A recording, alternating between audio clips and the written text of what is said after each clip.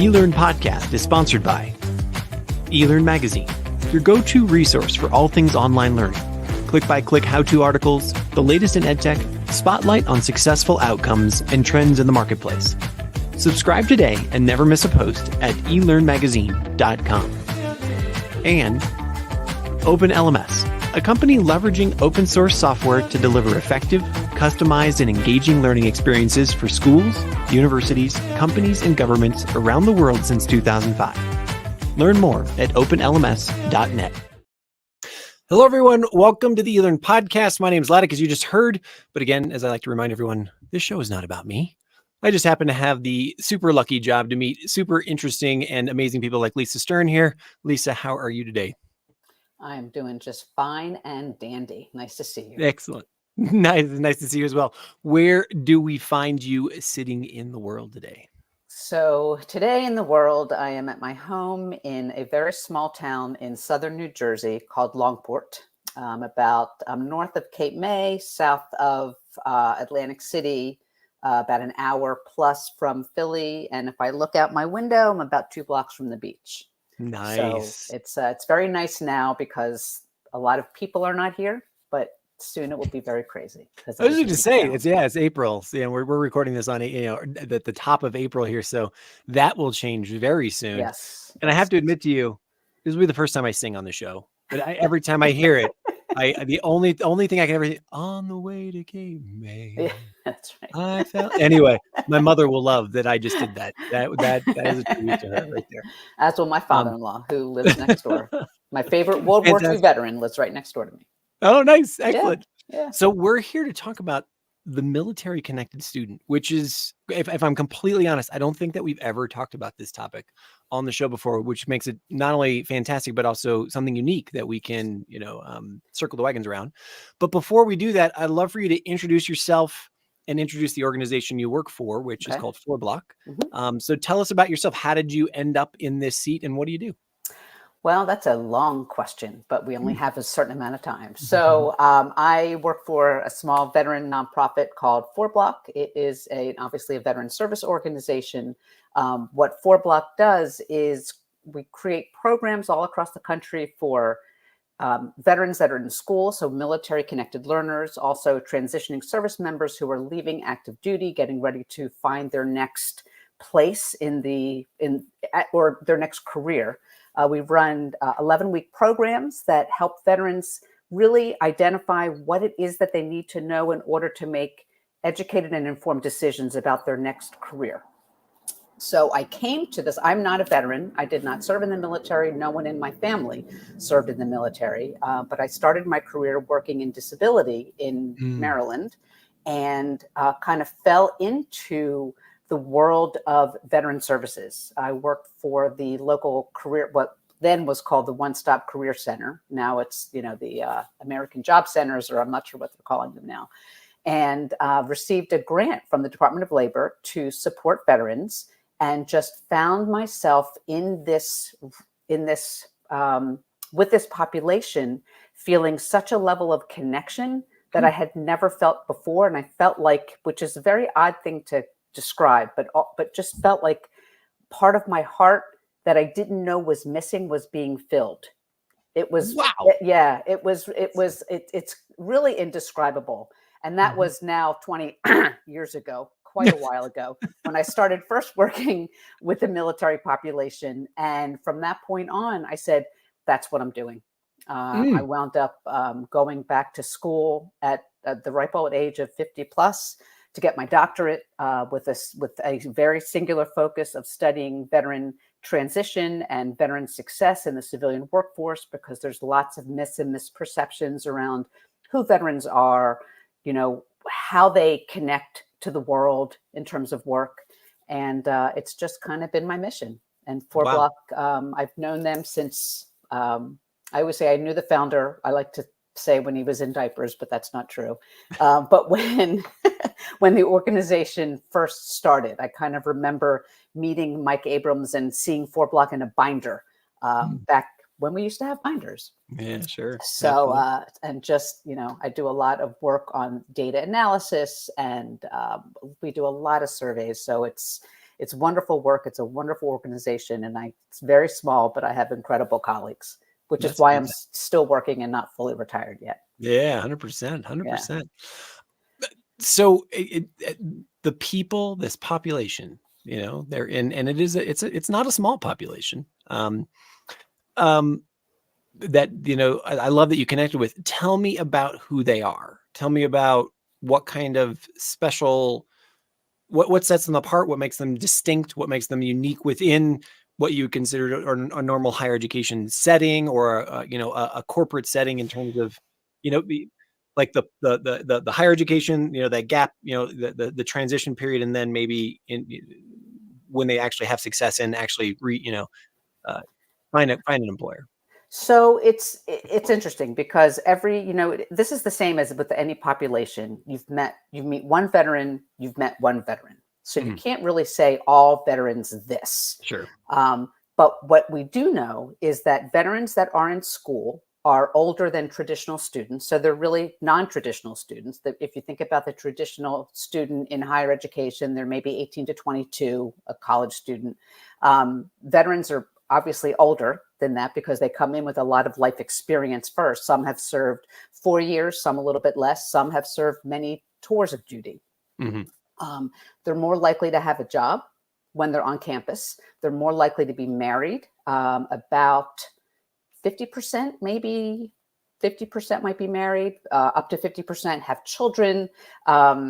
They More than 50%, I want to say 60+% are first generation college students. So they come from a very wide kind of swath of the population, but they're coming into higher education with experiences that the majority of younger college students don't come to school with. Most of Mm. them are attending full time, but they have a lot of other responsibilities as well. Is there And so then take me that, does that differentiation continue to follow them through, like, the transition out of higher ed into that job seeking, and does that then set them apart as well when they're looking for employment? It can. It really depends. The biggest issue, I shouldn't say issue, the biggest challenge I would say is I don't know if I'd even say the majority, but quite a large number of folks who have served in the military. A lot of people think, oh, well, they'll just do that role in the civilian workforce. Well, Mm. that's not necessarily what they want to do. Some people, maybe if you were, I mean, I've known lots of people who were medics, and then when they came out of the military, went back to school, they're in PR, they're doing lots of different things. They served a role when they were in the military for specific reasons, but many don't want to continue that role. So part of not only the higher education landscape, but part of what, again, with 4 Block and other veteran service organizations that are helping veterans focus on transition, are really focused on helping them understand more about what's out there. If you think about a traditional college student, they were in high school, they likely did an internship, they likely have a little bit of work experience. Veterans are coming with certainly work experience, but military work experience. Mhm. So really learning what's available and what careers are out there is just, that's like, that's the piece that's missing. When you serve in the military's job is not to prepare you to be a civilian. The Department of Defense's job is to have a full force, to have Mhm. an active force. And what's really interesting to me, and this is not only with 4 Block, but in the work I've done previous, is just learning more about careers, industries, what people do. You just see light bulbs go off. We work with student veterans, and they meet a different employer each week. And we have, Mhm. there's a lot of networking that goes on, which again, that's another piece. They're not coming with a civilian network. They're coming into the career ecosphere with a military network. Well, with a military network, it's not necessarily going to help you in the civilian workforce to get a job. But when people will sometimes say, oh, I know I don't want to work in finance. I don't like numbers, or, that's not for me. Then they meet someone that works for a financial services organization, and they say, oh my God, I didn't even know that type of job existed. So it's helping this population to connect those dots, figure out what's out there and then what resonates with them. I don't know if I answered your question. No, that was beautiful. I might just like follow up. Do they feel, I'm not sure if this is even the right follow up. Does it feel like they're coming out of a bubble? You know what I mean? Because I don't want to oversimplify it, Right, obviously, right. because obviously military service is extremely varied. You could be in Yes, Guam, you could be in, Louisiana, you could be in Japan, that's right. and as you said, You could have served for 1 year and maybe had, and become injured, and then you had to be retired, or you could have served for 30 plus years. exactly. So it's And you could have been a gunner on a battleship, or you could have been a dentist. right. That's That's exactly right. That's exactly right. that's it. Now, a So I dentist guess is probably trying to find a job as a dentist, though. A gunner might be looking for something different. one would hope. One would hope. Anyway.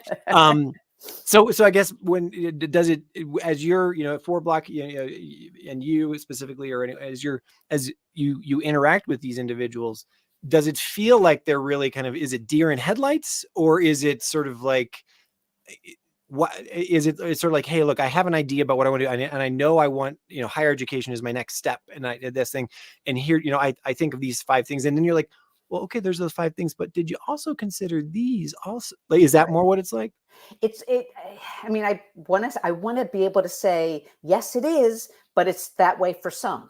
Yeah, sure, yeah. I mean, a lot of people, now when you're serving on active duty, you have the opportunity, depending on how long you've served, you have the opportunity to do more of what we would consider an internship, or what we would have considered in higher education, or even undergraduate, in high schools. Yeah, they're able to leave active duty while still being on active duty. That makes sense. And actually work for a company. So they're actually able to, let's say 6 months prior to leaving the military, they're actually able to, it's called a skill bridge internship. They're actually able to get some of that experience, which was never available before. So for some of those individuals that have a little bit more time in and have that as an opportunity, because it's not available to everybody, and then not everyone's higher ups are going to let them do it for a variety of reasons, they may come with a little bit more, a little less deer in the headlights. I don't, that didn't make grammatical sense, but you know what I mean? Because they've had a little bit of experience, but there's still just it's not a lack of knowledge, because the knowledge isn't there. It's just a lack of awareness.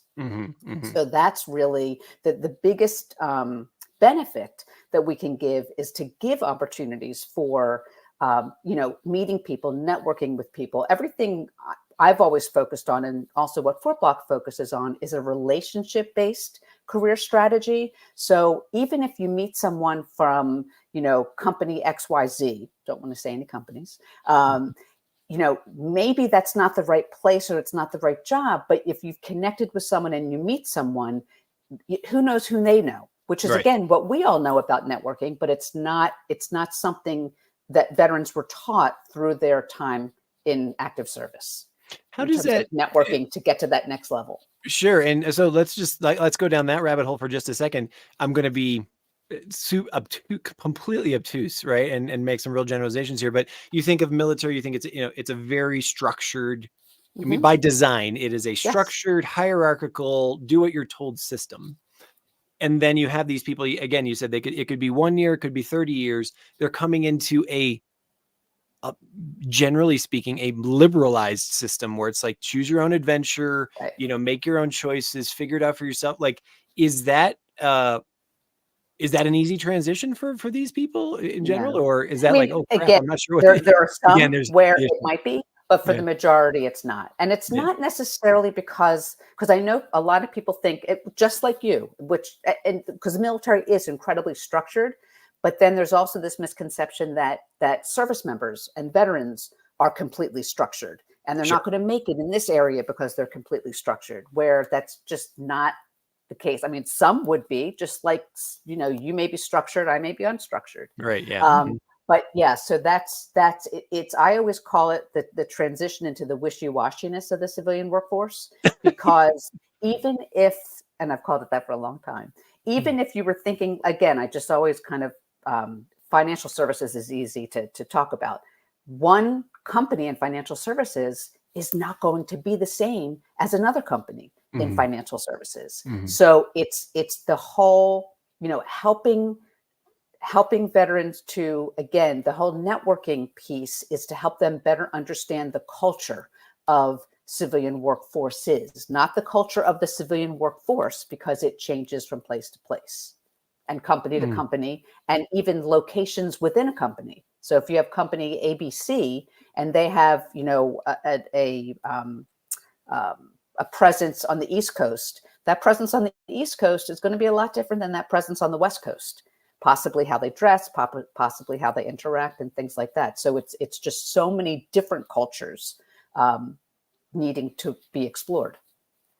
So take me through either a program that you do at Four Block or, a typical sort of life cycle. Like, how do you find these individuals? I mean, are you getting them before they've transitioned out of their military service into higher ed, or you're finding them in higher ed? And then what's the typical, hey, like, here's the 4 things we're going to do with you. Like, that's Okay. So we get them at different times. We get about 34% of the students now using, like, small s student, not student in higher ed, students in Mhm. Four Block or coming into program participants, are currently in school, either full-time or part-time, and getting a degree, whether it's the first degree or a graduate degree or more. We also get, I would say, 56, maybe this semester, 60, almost 70%, maybe 60 some percent of the program participants that come to us or find us are coming off of active duty. So they're Mm. still serving in the military. They may have anywhere from 6 months to really 18 months to 2 years. They may be that far out, but they're starting to plan ahead. Veterans all go through, or service members go through, a transition assistance program that didn't used to be mandatory for everybody, but has been now for a number of years. So they're learning some information. They're getting information on benefits, information on schools and careers and things like that. But that's a very structured program, and not created equally amongst individuals. So we're finding our program participants at schools. We have a wonderful partnership with Student Veterans of America. So we're working with them and helping to get on different college campuses, so that veterans that are in school, that are either juniors or seniors, learn about Four Block, and then can, understand that here's a program that's 100% free for you. And it's really that career exploration that a lot of us get earlier, that are non-veterans. We may get that in college, we may get that in high school. But this way we're able to offer kind of this career development and career awareness a little bit later. So if they're coming through Four Block, the understanding is you're going to give 11 weeks of your time. You're going to meet once a week for, again, 11 weeks, 2 hours in the evening. We have one cohort that meets during the day to account for, again, for student veterans and folks that might be serving in Italy or somewhere overseas. And we start with just learning about yourself. We start with some self-assessments. We start with telling your story, because that's the biggest thing. It's very easy for a veteran to talk to another veteran, and well, sometimes even between services. If there's some language in the Army that the Marine Corps may not, it may kind of Sure, yeah. clash. Mhm. But we start with learning to tell your story, because the bottom line is a veteran needs to be able to converse with someone that has never served in the military and explain what they did in the military in a way that a civilian can understand it. So we start there. And then each week we have a curriculum that we worked on many years ago with Columbia University, where we take veterans through a very structured process of, again, telling your story. The next subject or the next week would be about developing the right relationships, and developing mentors and coaches, and then we go from there to triangulating your career transition starting point. So it's a schedule of very thoughtfully designed topics and strategies that week by week you kind of continue to develop. But at the same time, you're meeting with different companies, and maybe anywhere from, let's say, 5 to 10 representatives from different companies. If it's a local program, we're meeting in person. If it's a virtual program, we're meeting via Zoom, not StreamYard, but via Zoom, Mhm. and helping. And we ask the companies to bring not only veterans to the table, but non-veterans. Bring Mm. folks from HR, bring folks from from different walks of life within your organization, so that the folks that are learning, our learners, our program participants, can meet a wide range of people and ideally, connect with the few of them and do some follow-up. And then at the very end, so it's 10 sessions, it's 11 sessions if you include graduation. Mm. But they're meeting with 10 different companies over the course of this program. And then we have a graduation where, we're bringing everybody together in a celebration, just like any other graduation. Of And the course. program it doesn't cost anything. That's what we want schools and others to know. We're working with different companies that are financially sponsoring different cohorts, which is wonderful. And then some other larger grants, always looking for, I'd love to have like that $1 or $1 billion grant. So that would just make our lives so much I easier. love that you went from $1 million to $1 billion in the Yeah, grant there. Like what's that a was, million, a billion? What's the. and what's so, and so yeah, give me a, this is now the opportunity to talk about, it's like, what are some of the success stories that you've seen? And like, what are some of the stories you like to tell about, Sally or Joe or, Ahmed or Some of the, whoever, that yeah. who came in and said, wow, I didn't know this. And then suddenly there was an aha moment or a transition that nobody saw coming, or just a great success story. Well, there's so many different success stories because, and we do a lot of, as I said before, part of my job is doing our surveys. So we're measuring people when they're coming in terms of where they think they are, in terms of all career development stuff, and then when they finish the program, where they are. So really seeing that progress is amazing. But the best success stories to me are when someone has gone through the program, they go out, they find, let's say, their first civilian career, and then they come back. So we Mm. organically, a few years ago, started having program alumni come back and coach, and not as a quote unquote career coach with a career coaching credential, but kind of like an accountability coach in the program. So for us, the best success story is someone's gone through the program, they got enough out of it, they found, whether it was through our connections or their ability to now network and tell their story and, find different opportunities, they find the place they want to land. They come back because they want to continue to give back. This is a community that is very, very focused on giving back to Mm. brothers and sisters that come after them. So then we have veterans from our program that come back and coach, and then they bring in their employers. So we have a few people, actually a couple of people on staff, and then a couple of our instructors, because we have 2 instructors for each one of our 20 different cohorts.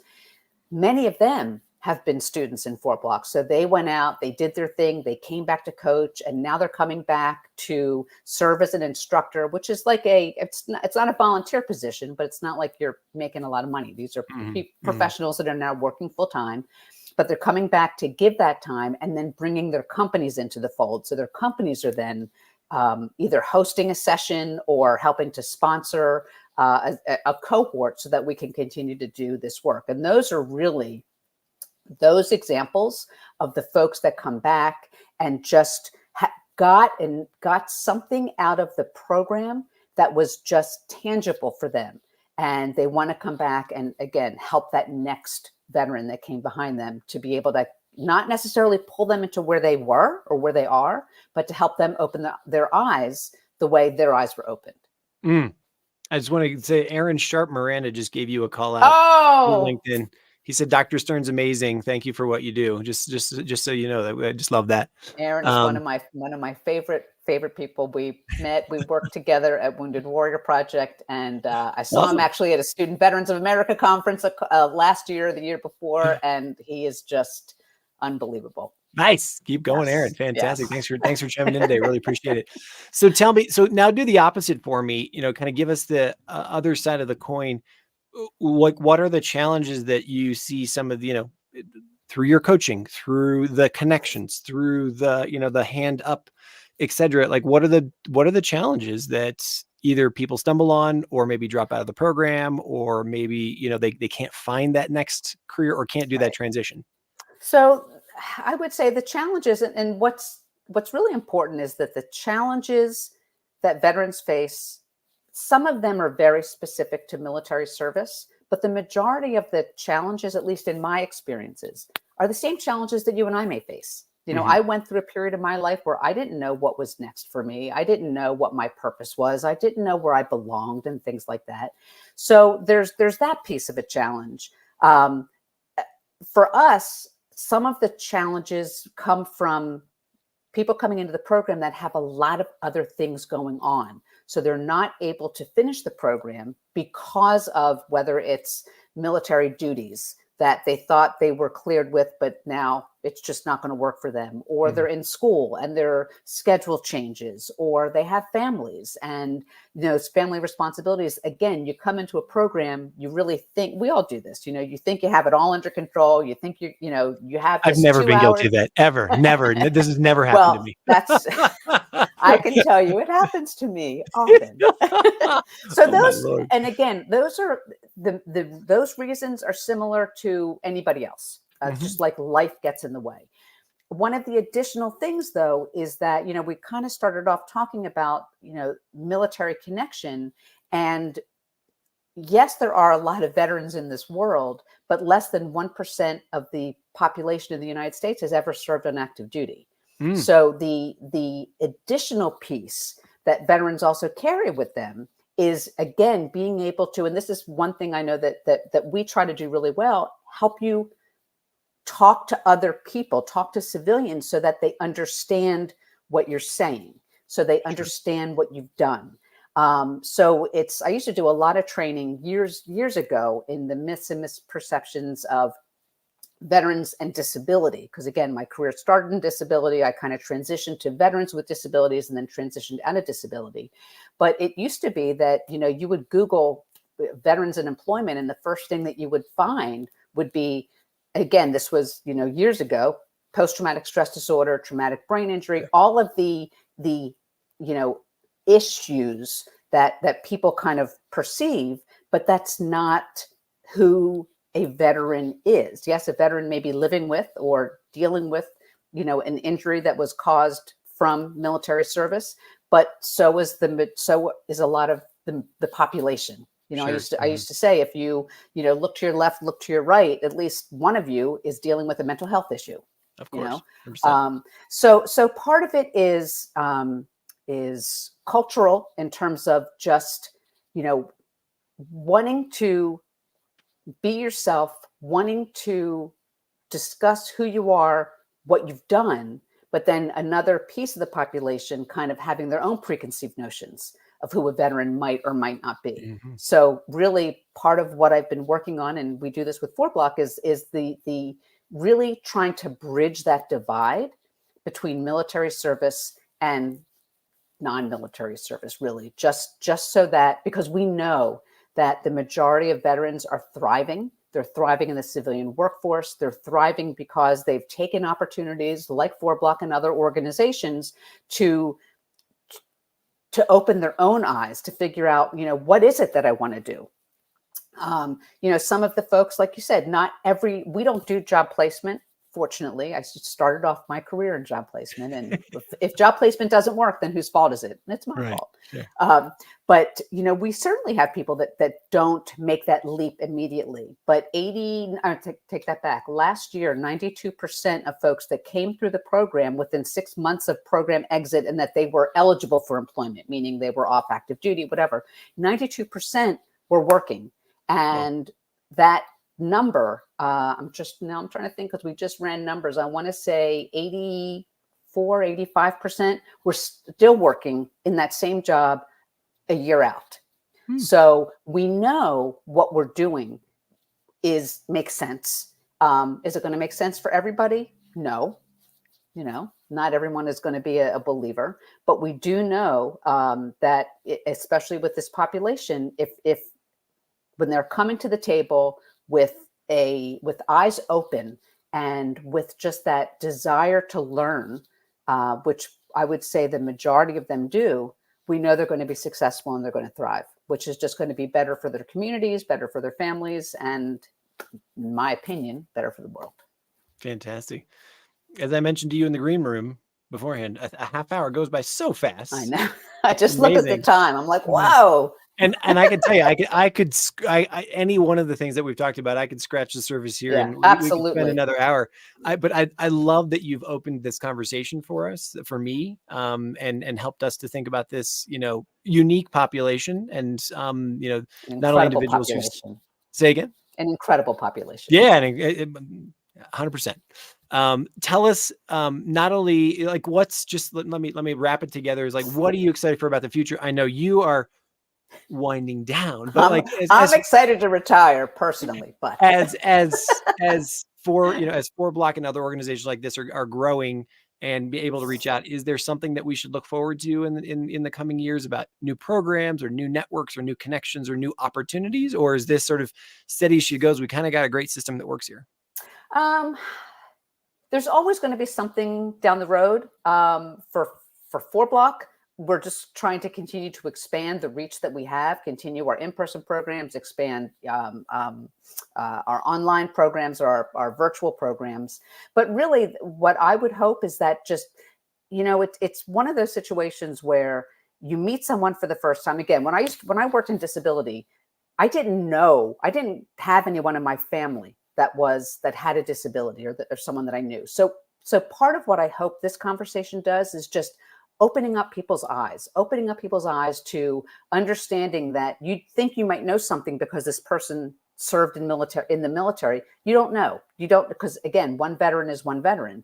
I hope that people start thinking about the veteran population, and also the military spouse population, and learning more about what they do. We have a wonderful program that serves military spouses who are also just incredibly unique. So if I had one wish, it would be that each person would just take the opportunity to meet one veteran, volunteer at a veteran service organization. Just open your eyes, because again, the majority of our population has no idea about military service. So just, we're asking veterans to go someplace that's uncomfortable for them, which is the civilian workforce, and learning all of this wishy-washiness. I ask people, do one thing that's uncomfortable for you, and maybe reach out to a veteran service organization in your local community and volunteer, or just learn more, so that we can continue to bridge that divide.